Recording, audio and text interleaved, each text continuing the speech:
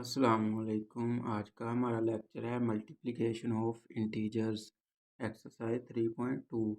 तो सबसे पहले हम मल्टीप्लिकेशन के रूल्स पढ़ेंगे। अगर हमारे पास दो वैल्यूज़ हैं पॉजिटिव में और उनके दरमियान मल्टीप्लिकेशन है तो जो हमारा आंसर होगा वो भी पॉजिटिव टर्म ही आएगी। लेकिन अगर एक टर्म पॉजिटिव है और दूसरी नेगेटिव है तो हमारे पास जो आंसर होगा वो भी नेगेटिव आएगा। और अगर इसी तरह अगर पहली टर्म नेगेटिव है और दूसरी पॉजिटिव है तो हमारे पास जो आंसर होगा वो नेगेटिव आएगा। और अगर दोनों टर्म्स नेगेटिव में हैं तो हमारे पास जो आंसर होगा वो पॉजिटिव होगा। इसको हम क्वेश्चंस के ज़रिए समझते हैं। क्वेश्चन है हमारे पास सोल्व 3 × 6। तो दोनों पॉजिटिव के हैं। पॉजिटिव पॉजिटिव हमेशा पॉजिटिव रहेगा जैसे कि हमने ऊपर पढ़ा है। और multiplying 3 with 6 means 3 jumps, each step is 6 steps in same direction। 3 को 6 से मल्टीप्लाई करने का मतलब है कि हमने 3 जंप्स लेने हैं और जो हर जंप है यहाँ पे स्टेप की जगह जंप आएगा। तो जो हर जंप है वो 6 स्टेप्स का होगा, 6 यूनिट्स का होगा। अब हमने यहाँ पे नंबर लाइन बना ली और नंबर लाइन पे 0 को हमने स्टार्टिंग पॉइंट लिया। अब क्योंकि वैल्यूज़ पॉजिटिव की हैं तो हम पॉजिटिव साइड की तरफ मूव करेंगे नंबर लाइन पर। और हमने 3 जंप्स लेने थे और हर जंप हमारे पास 6 यूनिट्स का होगा। तो जब हमने पहला जंप लिया तो वो हम 6 पर पहुंच गए और दूसरे जंप पे हम 12 पर और थर्ड पे 18 पर। तो 0 से 18 हमारे पास मल्टीप्लिकेशन का आंसर आ गया। हमारे पास 3 × 6 = 18। तो इस तरह हम अगेन एक और क्वेश्चन सोल्व करेंगे। सोल्व -3 × 6 और यहाँ पे 3 जो है वो नेगेटिव का है और 6 जो है वो पॉजिटिव का है। तो जब हम इनको मल्टीप्लाई करेंगे नेगेटिव इंटू पॉजिटिव नेगेटिव होता है। तो हम इस पे नंबर लाइन पे हम लेफ़्ट साइड की तरफ जंप करेंगे।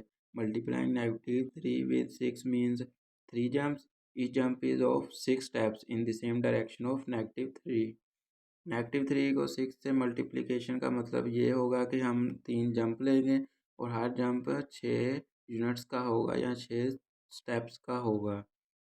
तो हमने पहले नंबर लाइन ड्रॉ कर ली, 0 से स्टार्ट किया और नेगेटिव की तरफ मूव किया। तो पहला जंप लिया वो -6 पे आ गए। सेकंड स्टेप दूसरा जंप लिया वो हम -12 पर आ गए और थर्ड जंप पे हम -18 पर पहुंच गए।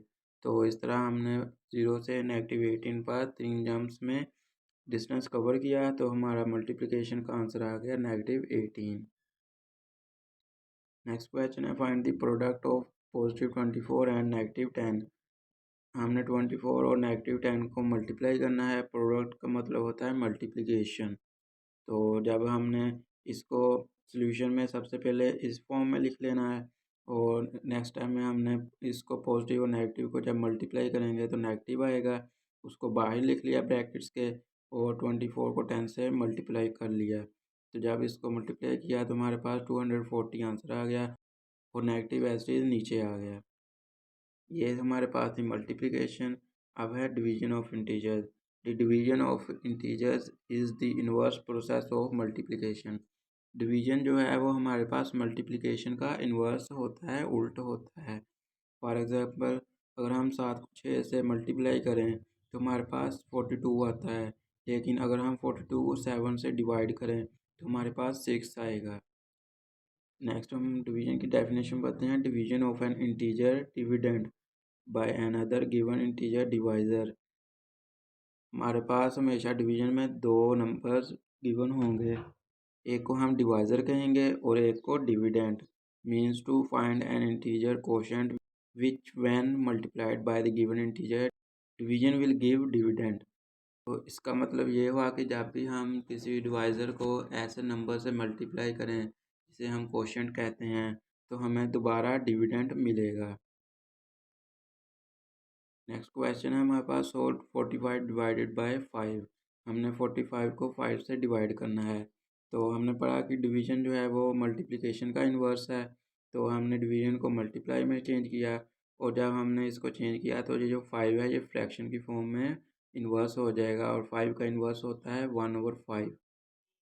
तो जो क्योंकि दोनों वैल्यूज़ पॉजिटिव की हैं तो पॉजिटिव बाहर आ जाएगा और 45 न्यूमरेटर और 5 डिनोमिनेटर में चला जाएगा। और जब इसको हमने सोल्व किया तो हमारे पास 9 आंसर आ गया पॉजिटिव का। नेक्स्ट हमारे पास क्वेश्चन है सोल्व -48 डिवाइडेड बाय 6। तो अगेन हमने डिवीजन को मल्टीप्लिकेशन में चेंज किया है, तो वो हमने 6 का इन्वर्स कर लिया और 6 का इन्वर्स 1/6 होगा। तो लिहाजा जब हमने नेगेटिव को पॉजिटिव से मल्टीप्लाई किया तो हमारे पास नेगेटिव आ गया। ये मल्टीप्लिकेशन का रूल होता है। और 48 न्यूमरेटर में चला गया और 6 डिनोमिनेटर में, और जब इसको हमने सोल्व किया तो हमारे पास -8 आंसर आ गया। नेक्स्ट नोट है हमारे पास division of any number by zero never comes to end at any stage and we can not find the answer. किसी भी नंबर की ज़ीरो के साथ डिवीजन कभी भी ख़त्म नहीं होती, वो हमेशा चलती ही जाएगी और हम कभी भी जवाब हासिल नहीं कर सकते। फॉर एग्ज़ाम्पल हमने 8 ले लिया और 0 से डिवाइड कर लिया, तो 0 1 ज़ा 0, 0 को 1 से मल्टीप्लाई करें 0 और 8 एज इट इज़ नीचे। इसी तरह 2 से 3 से, इस तरह हम चलते जाएंगे लेकिन हमें कभी भी आंसर नहीं मिलेगा। इसलिए हम 0 से कभी भी नंबर डिवाइड नहीं कर सकते। But no value work for zero time because multiplication of any number with zero is zero. कोई भी वैल्यू ज़ीरो के साथ मल्टीप्लाई करने से हमें कोई भी ऐसा नंबर नहीं मिल सकता जो कि हम कह सकें कि वो दोबारा डिविडेंड बना रहा है, इसलिए हम ज़ीरो से डिवाइड नहीं करते। नेक्स्ट हमारे पास है commutative law. According to this law of multiplication the product of two integers remains unchanged by changing their order. इस लॉ के मुताबिक दो नंबर्स का या दो इंटीजर्स का प्रोडक्ट उनके ऑर्डर को चेंज करने से कोई भी फ़र्क नहीं पड़ता। फॉर एग्ज़ाम्पल 6 को 5 से मल्टीप्लाई करें या 5 को 6 से, आंसर हमेशा 30 ही रहेगा। इसे हम कम्यूटेटिव लॉ कहते हैं। नेक्स्ट हमारे पास क्वेश्चन है verify commutative law for -6 and 7। तो कम्यूटेटिव लॉ को हम इस तरह वेरीफाई करते हैं कि हम दोनों नंबर्स को बारी बारी मल्टीप्लाई करेंगे। यहाँ पे हम पहले -6 को 7 से मल्टीप्लाई करेंगे और फिर 7 को -6 से। तो जब हमने लेफ्ट हैंड साइड ली तो हमारे पास -42 आया, लेकिन हमने -6 पहले लिखा और 7 बाद में। और राइट हैंड साइड जब ली तो हमने 7 पहले लिखा और -6 बाद में, तो उनका आंसर सेम आया -42। Therefore left hand side is equal to right hand side, so commutative law is verified. Next हमारे पास है associative law. According to this law changing grouping does not change the product. इस law के मुताबिक हम अगर किसी भी नंबर्स की ग्रुपिंग को चेंज कर दें तो वो प्रोडक्ट को चेंज नहीं करता। फॉर एग्जांपल 4 और 5 का यहाँ पे एक ग्रुप है, वो 7 से मल्टीप्लाई हो रहा है, और जब हमने यहाँ पे ग्रुपिंग चेंज की तो हमने 5 को 7 के साथ ग्रुप कर दिया। तो यहाँ पे इनको मल्टीप्लाई किया 20 मल्टीप्लाई बाई 7 और 4 मल्टीप्लाई बाई 35 और इनका आंसर सेम आया। तो इसे हम कहते हैं एसोसिएटिव लॉ। मतलब कि अगर कोई भी ग्रुप है और उसका ऑर्डर चेंज करते हैं दूसरे नंबर के साथ तो उससे फ़र्क नहीं पड़ता मल्टीप्लिकेशन में। नेक्स्ट है हमारे पास distributive law. According to this law of multiplication multiplying a number by the group of numbers added together is same as doing each multiplication separately।